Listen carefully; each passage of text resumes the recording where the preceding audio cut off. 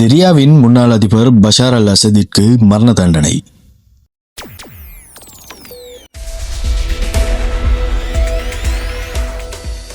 சிரியாவில் நடைபெற்ற போர்க்குற்றங்கள் மற்றும் மனித குலத்துக்கு எதிரான குற்றச்சாட்டுகளின் அடிப்படையில் அந்நாட்டின் முன்னாள் அதிபர் பஷார் அல் அசதிற்கு மரண தண்டனை விதித்து டமாஸ்கஸ் குற்றவியல் நீதிமன்றம் இன்று தீர்ப்பளித்துள்ளது.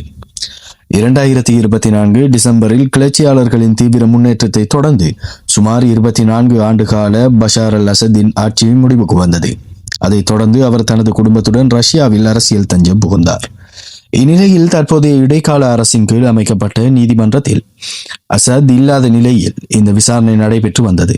இன்று தீர்ப்பளித்த நீதிபதி பஷார் அல் அசத் அரசு அதிகாரங்களை தவறாக பயன்படுத்தி பல்லாயிரக்கணக்கான மக்களை படுகொலை செய்ததும் சித்திரவதைகளுக்கு உட்படுத்தியதும் சந்தேகத்துக்கிடமின்றி நிரூபிக்கப்பட்டுள்ளதாக தெரிவித்தார்.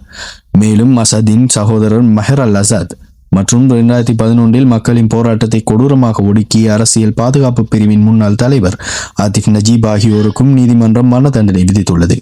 இந்த வரலாற்று சிறப்புமிக்க தீர்ப்பு சிரியா மக்களிடையே பெரும் கவனத்தை பெற்றுள்ளது.